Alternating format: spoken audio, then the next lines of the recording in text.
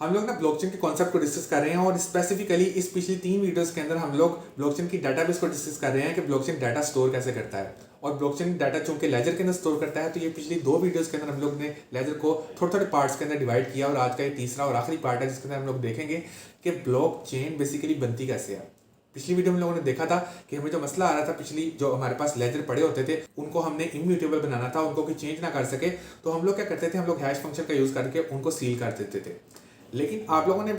लोग भी सोच रहे होंगे कि यार ठीक है, हमारे पास लेजर आ गया, हमने उसको इम्यूटेबल बना दिया, लेकिन ये ब्लॉकचेन कहाँ गई, ब्लॉक कहाँ है, चेन कैसे बन रही है, इन्हीं सभी चीजों को आज की वीडियो के अंदर डिस्कस करेंगे। तो पिछली वीडियो के अंदर हम लोगों ने देखा था कि हम लोगों ने इन लेजर को इम्यूटेबल बनाया था, यानी इस लेजर के सारे टेक्स्ट को उठाकर क्रिप्टोग्राफी हैश फंक्शन में डाला था, उसने 256 बिट्स जनरेट की थी, हमने वो 256 बिट्स इस लेजर के नीचे जाके लिख दी थी और ये 256 बिट्स डिटरमिन करेंगी कि ये लेजर चेंज हो चुका है कि नहीं हो चुका।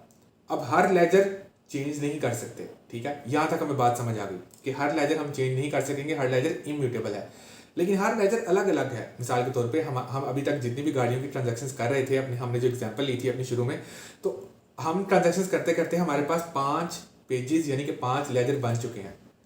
तो 5 लेजर हमारे पास आ गए, वो पांचों आपस में तो कनेक्टेड ही नहीं है।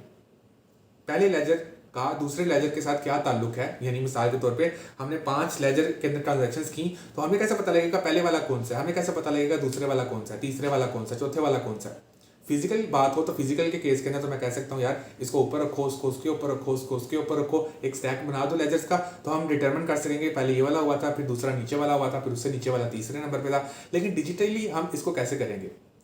तो डिजिटली हम लोग क्रिप्टोग्राफी की ही टेक्निक को यूज करेंगे और हम इससे ब्लॉकचेन बनाएंगे। मिसाल के तौर पे हम लोगों के पास लेजर था, हमने उसका टेक्स्ट को उठा के क्रिप्टोग्राफी हैश फंक्शन में डाला, उस हैश फंक्शन का जो हमारे पास 256 बिट्स आई जो कि इस लेजर के टेक्स्ट पे डिपेंड कर रही थी, हमने उसी लेजर में डाली थी। अब हम क्या करेंगे, हम ये 256 बिट्स जो कि इस लेजर पे डिपेंड कर रही हैं, लेजर नंबर 1 पे डिपेंड कर रही हैं, ये 256 बिट्स हम लोग दूसरे लेजर के नीचे जाके लिख देंगे। यानी पहले जो हमारा लेजर है उसका टेक्स्ट का जो हमारे पास हैश फंक्शन आएगा 256 बिट्स, वो 256 बिट्स हम लोग दूसरे लेजर के नीचे जाके लिखेंगे और फिर दूसरे का जब टेक्स्ट उठाएंगे तो हम लोग नीचे वाली 256 बिट्स भी उठा लेंगे जो कि पिछले लेजर का हैश फंक्शन है। तो वो हैश फंक्शन हम इस दूसरे लेजर के अंदर शामिल करते हुए उठाकर उसका हैश फंक्शन कैलकुलेट करेंगे। इसका जो हैश फंक्शन आएगा वो हम तीसरे के अंदर जाएंगे और तीसरे के नीचे जाके लिख देंगे।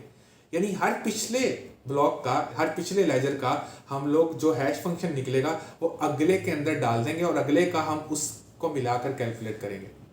और इस तरह से ये होगा कि अगर किसी एक ब्लॉक के अंदर भी कोई चेंज होगा, अगर मिसाल के तौर पे कोई पहले ब्लॉक के अंदर कोई चेंज करता है तो उससे पूरा लेजर सिस्टम क्रैश हो जाएगा। जो हमारे पास चेन बन रही है ये पूरी की पूरी क्रैश होगी, क्योंकि पहले का हैश फंक्शन हमने दूसरे में भी डाला हुआ है और दूसरे का जो हैश निकल रहा है वो पहले के हैश को मिलाकर निकल रहा है। तो अगर पहले का हैश चेंज होगा तो दूसरे का टेक्स्ट भी चेंज हो जाएगा और दूसरे का टेक्स्ट चेंज होगा तो उसका भी हैश चेंज हो जाएगा, उसका हैश चेंज होगा, अगले का भी हैश चेंज हो जाएगा। इस तरह से पूरी चेन हमारी डिस्ट्रॉय हो जाएगी और हम लोगों को पता लग जाएगा कि ये ब्लॉक चेन हमारा खराब हो चुका है। और इसलिए हम लोग कहते हैं कि ब्लॉकचेन इम्यूटेबल है। और यही टेक्निक को यूज करते हुए ना कि पहले का दूसरे में, दूसरे का तीसरे में, हम लोग क्या कर रहे हैं, हम लोग एक चेन बना रहे हैं, हम लेजर्स की एक चेन बना रहे हैं। यानी पहले लेजर का हैश फंक्शन दूसरे में, दूसरे का तीसरे में, तीसरे का चौथे में, इस तरह से हमारा एक चेन बन रही है बेसिकली, जिससे हम लोग कह सकते हैं कि ये एक चेन है। लेकिन अब आप सोच रहे होंगे कि ब्लॉक कहाँ गया, तो ये जो हमारा लेजर है, इस लेजर के टेक्स्ट के अंदर अगर आप कुछ एडिशनल चीज़ें ऐड कर लें, जैसे मिसाल के तौर पे आप लोग एडिशनल डाटा जिसे हम मेटा डाटा कहते हैं वो ऐड कर लें, जैसे ब्लॉक का नंबर क्या है, ब्लॉक का हैश क्या है, पिछले ब्लॉक का हैश क्या था और ये ब्लॉक किस डेट को क्रिएट हुआ, मतलब ये सारी की सारी चीज़ें अगर आप मेटा डाटा को इस लेजर के ऊपर वाले सेक्शन में, हेडर सेक्शन में डाल दें, तो ये हम इस लेजर को कहेंगे ये एक ब्लॉक बन गया। तो ब्लॉक के अंदर 2 चीज़ें होती हैं, एक मेटा डाटा, एक हमारा एक्चुअल लेजर। इस डाटे को हम इस पूरे के पूरे डाटे को हम लोग कहेंगे ये एक ब्लॉक है। और जब डिफरेंट ब्लॉक्स आपस में मिलेंगे और हर आपस में हैशेस के साथ कनेक्टेड होंगे तो इस तरह से हम लोग कहते हैं कि हमारी एक जो ब्लॉक की है वो चेन बन चुकी है। इसलिए हम इसे कहते हैं ये हमारा ब्लॉक चेन है। अगर आप लोगों को स्टिल इसमें कोई कंफ्यूजन है तो आप लोग कमेंट सेक्शन में मेरे से पूछ सकते हैं। आज की वीडियो के लिए इतना ही, मिलते हैं अगली वीडियो में, तब तक के लिए अल्लाह हाफिज़।